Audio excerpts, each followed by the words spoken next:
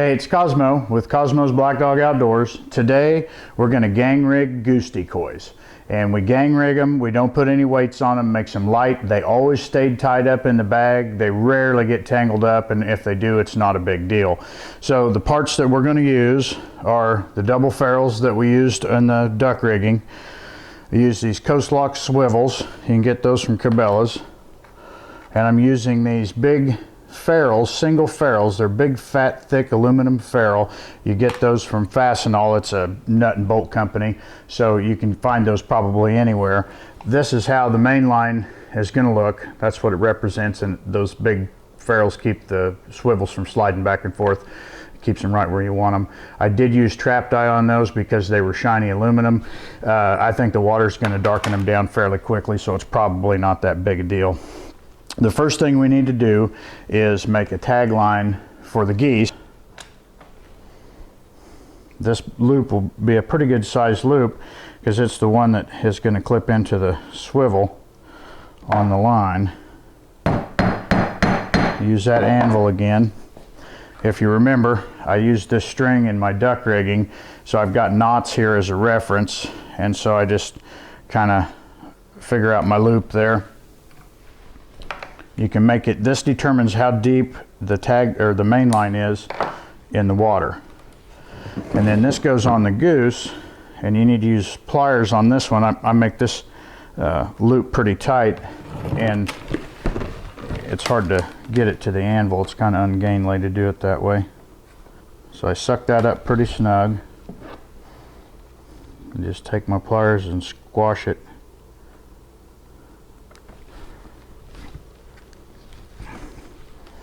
And since it's a double, you got to get each side.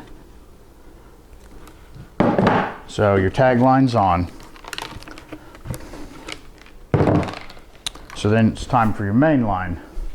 I come back here and I have all my pieces laid out, and the ends go on last. So to not waste any line, I lace these on here so that they're all in order. And I only use to the inch the line that I need. Okay, so all those are on there. I'm gonna set up my end swivel, run it through the swivel, and I make a decent sized loop here because the weight hooks to it as well.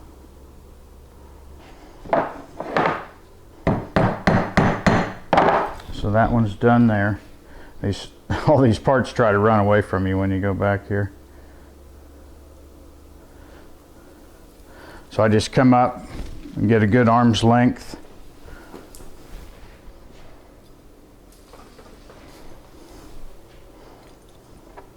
You have to whack that thick aluminum pretty hard.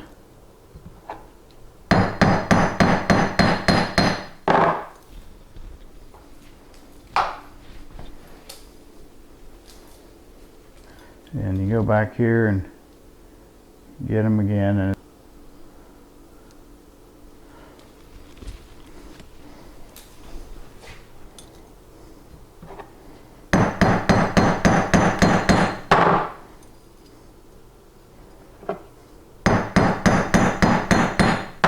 really like this system. I've been doing it for about 20 years, and it's worked very well for us.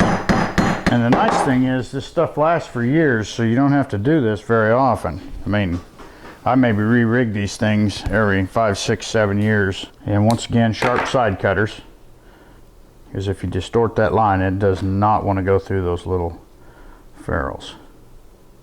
And you need to use the correct size of ferrule so that it grips the line well. So here's the main line, and I'll show you on this whiteboard what we're trying to accomplish here. And I know what you're saying. He should have been an artist instead of a hunter. Well, I'm sorry, but the art world's just going to be lesser for it. But anyhow, the black line is the main line, the green line is the tag lines for each goose, and this is the weight and the line for the weight, and of course the water. And so you kind of see what we're accomplishing here.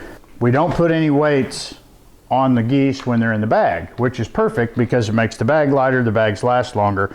So I just take tangle-free line because it rolls up pretty snug around there. And these are just old window weights. You can use a chunk of steel, you can use hammerhead, you can use anything you want. I did grind the outside down so they were smooth, and I used a thick tarred line because that's rough inside, and then I tie the tangle-free to it. And I make these, you know, 6 feet tall or so, because you've got a couple of feet there, so you can actually be in 8 feet of water. Now, if you have really deep water, which you can hunt if you build one of my belly boats, you may want to make a decoy line even a little bit longer. The other thing that you do when you set them up, your first and the sixth, or sixth and first, whichever way you want to look at it, I put a red X on the bottom of them. So when I dig into the bag in the morning with your headlamp on, you can see that red X and you know which is the first decoy. You pull out 6, you see the 6th one, boom, you go. By the time I get back, Chuck has the other 6 out of the bag ready to deploy. And on the issue of bags, we cut all the line straps off of ours. And you can see on this bag right here how that's torn. Well, that's because the strap was there and we were carrying it over our shoulder all the time. So we just make straps that go around the bag. And that's what we just got some 2-inch webbing, plastic buckles, snap them in there, take the straps off the bag, and the bags will last. I bet that bag lasts another 7-8 years. If you have to go very far, use a sled and drag them. Don't throw them over your shoulder. I got tired of buying bags every year, and I'm a little bit embarrassed that it took me 30 years to figure out to cut the straps off of them, and then nobody can pick them up that way, and the bags will last forever. That's gang rigging goose decoys with monofilament line, the double ferrules, the big fat single ferrule, the coast lock swivels, and tangle-free line, window weights, and another coast lock swivel on the end of that. It's very simple. You just stuff them in the sack. The lines don't get tangled up. There's no weights in the bag. They last a lot longer. I hope that helps you out. It's a great system. We've been using it for about 20 years. It's worked very, very well for us. And if you've ever seen any of my videos, the dog swims through the line of decoys. I go through the line of decoys in the belly boat because that tag line's down. And with the weight on each end, you can configure it however you like to. So it really is a very flexible system, and I think you're really going to like it. We're going to do a lot of series coming up, so if you do like this, subscribe, and then it'll notify you every time I have a new video out for a series. So we appreciate you watching. Cosmo with Cosmo's Black Dog Outdoors. See you next time. What I'm doing here is picking up 12 goose decoys gang rigged in one trip. And you see me using the pockets there on the belly boat, and I actually got that one in the wrong side. If you do it this way, you'll see they all trail you back in and don't get tangled up. And I wanted to put that line in a little bit deeper water, so I need to use the belly boat to pick it up. And it's no trick at all, really. You just pop them in the little pockets and they follow you back like the mama goose. And they don't get tangled up. It's one trip for 12 decoys. We've got 24 out here, so I make 2 trips and I bring in 24 decoys. And it's just very, very simple. We've been using this system for quite some time, many years in fact, and it's just never failed us. And you put a weight on each end, you can configure it however you want. I do make my tag lines 26 to 36 inches long. You can vary them so that it gives a little contrast to your spread.